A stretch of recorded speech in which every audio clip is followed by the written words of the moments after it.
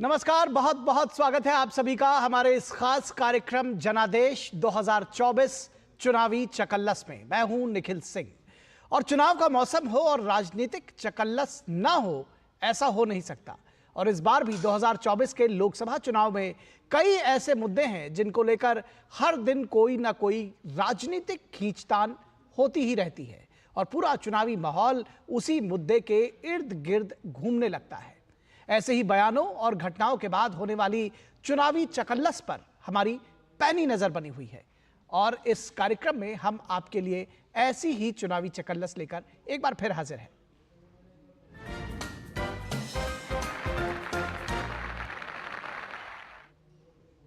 तो बात होगी दिल्ली में यारी, पंजाब में आखिर क्यों भारी। चुनावी चकल्लस में आज बात करेंगे दिल्ली और पंजाब के सियासत की।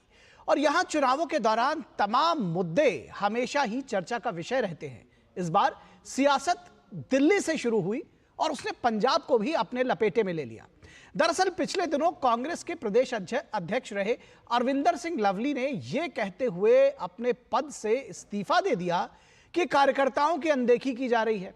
इसको लेकर खूब घमासान भी हुआ, लेकिन कांग्रेस ने लवली की जगह जिस व्यक्ति को दिल्ली प्रदेश कांग्रेस का अंतरिम अध्यक्ष नियुक्त किया, उस पर भी सवाल उठने लगे।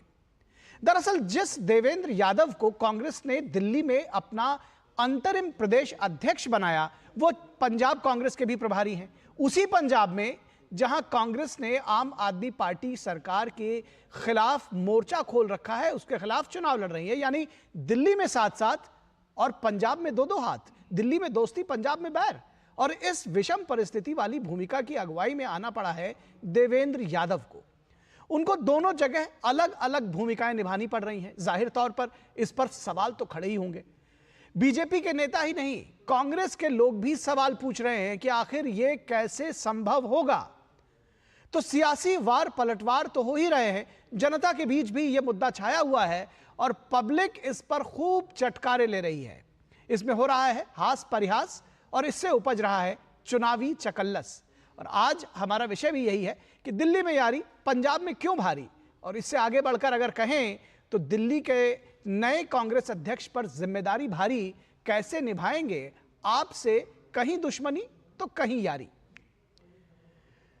तो चुनावी चकल्लस की शुरुआत देवेंद्र यादव को मिली बड़ी जिम्मेदारी से करते हैं। बड़ा सवाल यह है कि क्या वे दोनों राज्यों में सही भूमिका और सही किरदार निभा पाएंगे। कैसे हो पाएगी आपसे मोहब्बत और आपसे ही अदावत। सबसे पहले तो पुराने अध्यक्ष अरविंदर सिंह लवली की रुखसती पर नए अध्यक्ष देवेंद्र यादव ने क्या कहा, यह सुन लेते हैं। असर निश्चित ही, देखिए कोई भी परिवार का व्यक्ति जाता है तो दुख जरूर होता है, लेकिन उससे घर नहीं रुकता। दुख होता है लेकिन काम नहीं रुकता है, वो कह रहे हैं। लेकिन जब नए नवेले अध्यक्ष देवेंद्र यादव से यह पूछा गया कि दो राज्यों का भारी बोझ और वो भी अलग अलग भूमिकाओं में कैसे निभाएंगे, तो उन्होंने सवाल का जवाब तो नहीं दिया, बल्कि जिम्मेदारी को ही अपना सौभाग्य बता दिया। निकल कर आई, उसमें यह भी लिखा गया है कि आप पंजाब के प्रभारी का पद संभालते रहेंगे। आपके लिए कितना बड़ा टास्क होगा कि आप उस तरफ जाते हैं तो आपको वहाँ पंजाब की सरकार के खिलाफ प्रचार करना और यहाँ आम आदमी पार्टी के साथ गठबंधन। मैं तो धन्यवाद करता हूँ लीडरशिप का कि उन्होंने इस लायक समझा है कि जहाँ एक महत्वपूर्ण स्टेट पंजाब जैसा स्टेट मुझे दिया हुआ है, वहीं दिल्ली की एडिशनल जिम्मेदारी अभी दी है, तो मैं उनकी जो उम्मीदें हैं उन पर खरा उतरूंगा। एक शेर है कि दोस्ती अपनी जगह और दुश्मनी अपनी जगह, फर्ज को अंजाम देने की खुशी अपनी जगह। लेकिन बात केवल फर्ज तक होती तो भी ठीक था। इस मामले में लोगों ने सवाल खड़े कर दिए हैं। कांग्रेस के पूर्व विधायक रहे नसीब सिंह ने सवाल खड़ा किया कि एक तरफ केजरीवाल का विरोध और दिल्ली में उनके साथ काम कैसे संभव हो पाएगा। अब आप ये बताइए कि देवेंद्र यादव जो दिल्ली के एक्टिंग प्रेसिडेंट बनाए गए हैं, वो दिल्ली में तो केजरीवाल की तारीफ करेंगे और वो पंजाब के इंचार्ज भी हैं, वो पंजाब में जाके वहां केजरीवाल के बारे में क्या बोलेंगे। यही राजनीति रह गई है, सत्ता का इतना लालच। तो क्या जाकर वो पंजाब में बोलेंगे, ये सवाल किया जा रहा है। और नसीब सिंह ने, जो कि कांग्रेस के विधायक रहे हैं, अब उन्होंने वो पाला बदल लिया है, लेकिन उन्होंने कहा कि कांग्रेस को जेल से अरविंद केजरीवाल चला रहे हैं और उन्होंने एक के बाद एक कांग्रेस नेतृत्व पर कई सारे सवाल खड़े कर दिए। दिल्ली प्रदेश कांग्रेस कमेटी को तिहाड़ जेल से अरविंद केजरीवाल चला रहा है और कन्हैया लाल और उदित राज, जो कांग्रेस आइडियोलॉजी से संबंध ही नहीं रखते, वो लोग खड़गे जी का फोटो नहीं लगा रहे हैं। यही कांग्रेस है क्या? आज इतने गिर गए हैं सत्ता के मोह में। अरे तुम्हारी हालत ये 50 पे जो कांग्रेस की हालत आज की है, ये इसी पार्टी के प्रोपेगेंडा ने, आंदोलन ने किया था, झूठे आरोप लगाकर। दीपक बावरिया जी कहते हैं कि जिन लोगों ने नाराजगी जाहिर की उन 21 नेताओं को पार्टी से बाहर निकालो। तभी तो अरविंदर सिंह लवली ने रिजाइन किया कि मैं किसी सीनियर नेता को बाहर नहीं निकाल सकता। बहरहाल नसीब सिंह ने ये सारी बातें कहकर कांग्रेस से इस्तीफा दे दिया, लेकिन ये सवाल तो बरकरार ही रहेंगे। अब बारी बीजेपी की थी। सुनिए कि बीजेपी के शहजाद पूनावाला क्या कहते हैं इस पूरे मुद्दे पर। इस आम आदमी पार्टी का जन्म कांग्रेस को खत्म करते हुए हुआ, जिसने कहा शीला दीक्षित जी को जेल भेजेंगे, सोनिया गांधी को जेल भेजेंगे, जिनके साथ पंजाब में आज भी उनकी कुश्ती है, उनके साथ दिल्ली में मोहब्बत और दोस्ती कर दी आपने। और पंजाब में कांग्रेस के लिए कहा जाता है एक थी कांग्रेस आम आदमी पार्टी को राष्ट्रहित के विरोधी और भ्रष्टाचारी कहती है, परंतु दिल्ली में एक दूसरे के गले मिलते हैं। इस प्रकार की कंफ्यूजन और कॉन्ट्रडिक्शन जनता लगातार समझ रही थी। और वहीं बीजेपी नेता संतोष पाल ने इस मौके का इस्तेमाल आम आदमी पार्टी और बीजेपी के गठबंधन को बेमेल और अवसरवादी बताने में किया।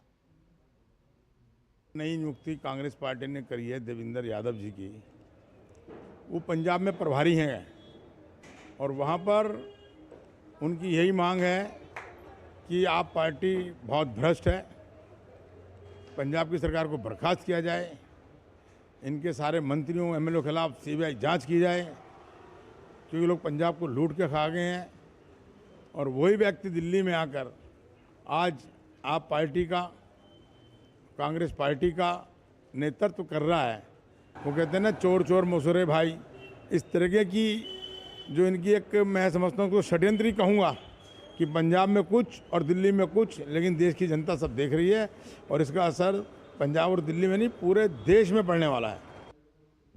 संतोष पाल ने एक बात कही कि देश की जनता सब देख रही है, तो आखिर क्या कुछ कहती है जनता? हमने दिल्ली की जनता से बात करने की कोशिश की, क्या कुछ कहा दिल्ली की जनता ने, ये दिखाएंगे आपको, बताएंगे आपको, लेकिन रुकेंगे एक छोटे से ब्रेक के लिए। ब्रेक के बाद जब वापस आएंगे तो जानेंगे कि दिल्ली की जनता क्या कह रही है।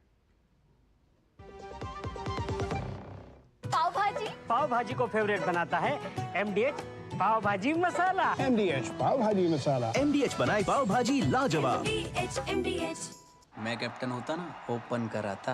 अब हर कोई ओपन करेगा तो मैच कौन क्लोज करेगा? तो भाई साहब, अब कोई किसी की लाइफ में आग नहीं लगा पाएगा। समर कूल, जो हर दिल करे कबूल। आपकी सुरक्षा है हमारे लिए बहुमूल्य, इसलिए जब भी लें LPG सिलेंडर जरूर कराएं प्री डिलीवरी जांच। आपकी सुरक्षा को और बेहतर सुनिश्चित करने के लिए हर घर में हो रही है रसोई गैस उपकरणों की सुरक्षा जांच। अगर सुरक्षा होज खराब हो तो तुरंत बदलवाएं। आपातकालीन स्थिति में कॉल करें 1906। स्वच्छ ईंधन का वादा, सुरक्षित रसोई का इरादा। काफी टैलेंटेड है आपकी बेटी। सर, बड़ी होकर इंडिया के लिए खेलना चाहती है। उसके फ्यूचर के लिए अभी से मैंने सेविंग भी स्टार्ट कर दी है। फ्यूचर की बात है तो सिर्फ उसे नहीं, आपको भी मैदान में उतरना पड़ेगा। मुझे? इनका मतलब है म्यूचुअल फंड्स के मैदान में। सिर्फ सेविंग्स नहीं, हर महीने म्यूचुअल फंड्स में भी इन्वेस्ट कीजिए। वरना आपकी बेटी तो बड़ी होगी, पर उसके लिए सेव किए हुए पैसे शायद उतने ही रह जाएंगे। सही है सर। म्यूचुअल फंड निवेश बाजार जोखिमों के अधीन है। योजना से जुड़े सभी दस्तावेजों को ध्यान से पढ़ें। बात जब पीढ़ियों के लिए बनने वाले घर की हो तो जिम्मेदारी बड़ी हो जाती है। गैलेंट समझता है ये जिम्मेदारी। अब डबल M रिब्स के साथ गैलेंट एडवांस TMT रीबार, निर्माण का रियल हीरो। आधे बाउल दही में 4 चम्मच MDH चटनी पुदीना मसाला डाला, स्टर करो, पुदीना चटनी तैयार। MDH चटनी पुदीना मसाला।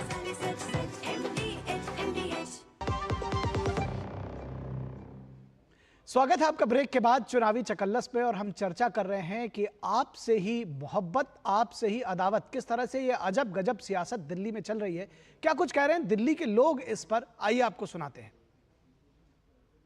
जहां इन्होंने इंडिया नाम से गठबंधन बनाया, उस गठबंधन में सारी तमाम पार्टियां थी, केवल भारतीय जनता पार्टी को छोड़ करके, कि हमें भारतीय जनता पार्टी को हराना है।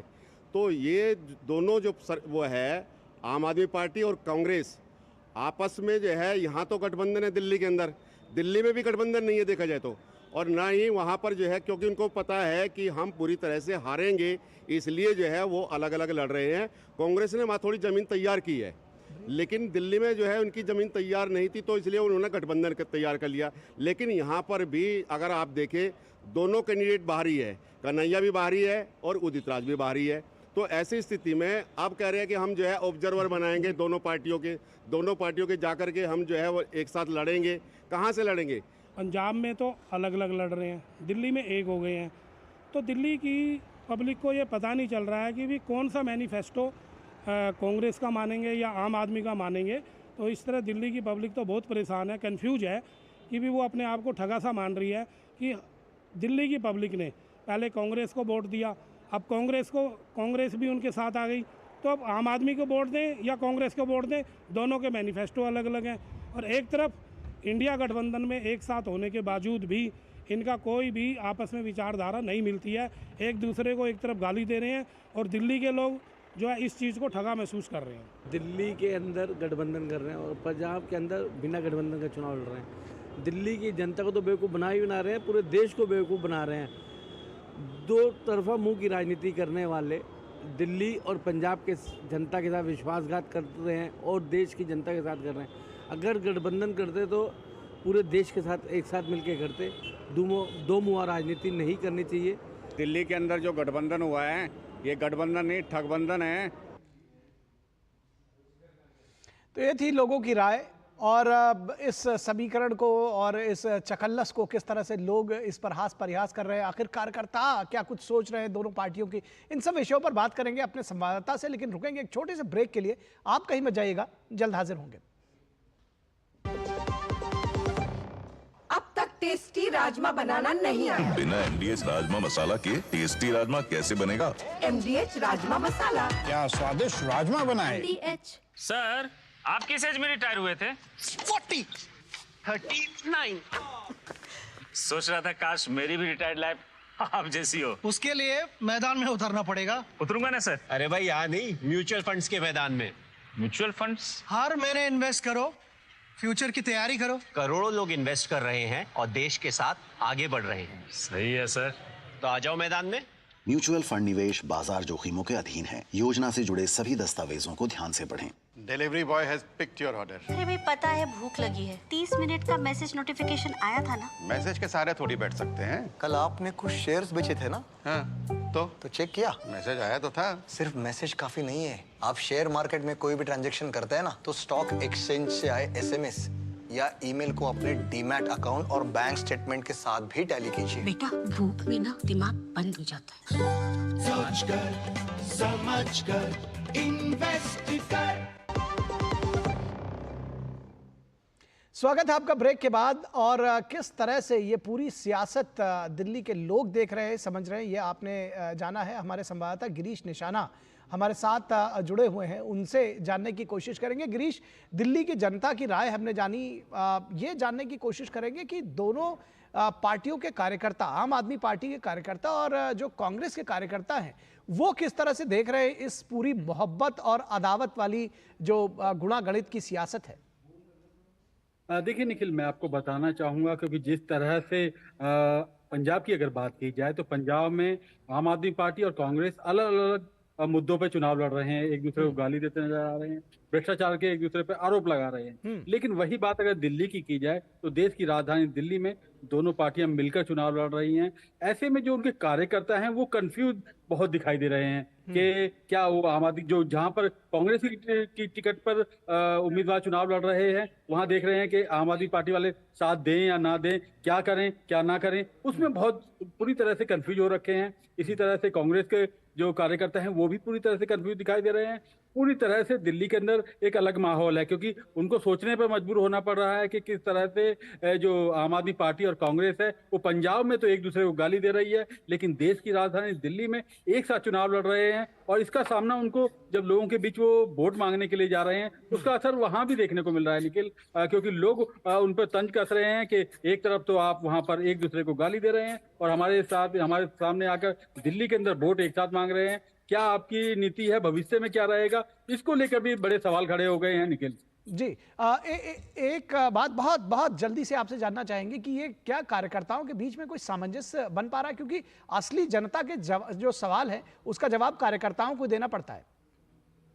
देखिए, अभी कार्यकर्ताओं के बीच में सही से सहमति नहीं बैठी है। काफी ऐसे इलाके हैं जहां पर अगर कांग्रेस का उम्मीदवार है तो वहां पर आम आदमी पार्टी के कार्यकर्ता नहीं पहुंच पा रहे हैं पूरी तरह से जितना उनको पहुंचना चाहिए, क्योंकि दोनों ही पार्टी चुनाव मिलकर लड़ रही हैं। ऐसे ही अगर कांग्रेस की बात की जाए तो वहां पर आम आदमी पार्टी के कार्यकर्ता पूरी तरह से नहीं पहुंच रहे हैं। तो आने वाले समय में ये एक बड़ा सवाल जरूर खड़ा कर दिया है देश की राजधानी दिल्ली के अंदर के किस तरह दोनों पार्टियां एक दूसरे के साथ मिलकर यहाँ चुनाव लड़ रही हैं। लेकिन कार्यकर्ताओं में भी थोड़ी नाराजगी है, क्योंकि कल तक जो निगम के पिछले चुनाव हुए थे उसमें ये एक दूसरे को गाली दे रहे थे, एक दूसरे पर आरोप प्रत्यारोप लगा रहे थे, लेकिन अब इस वाले चुनावों के अंदर इनको एक साथ उतरना पड़ा है। उनको आपस में भी शर्म लगती है, क्योंकि लोगों के बीच में जाते हैं। जहां पिछले चुनावों में कहते थे कि आप आम आदमी पार्टी को वोट मत दीजिए, कांग्रेस को दीजिए, इसी तरह से आम आदमी पार्टी वाले कहते थे कि आप कांग्रेस को वोट मत दीजिए, आम आदमी पार्टी को दीजिए। तो इस समय पूरी तरह से जो स्थिति है दिल्ली के अंदर अलग नजर आ रही है। लोग कहीं ना कहीं कंफ्यूज नजर आ रहे हैं।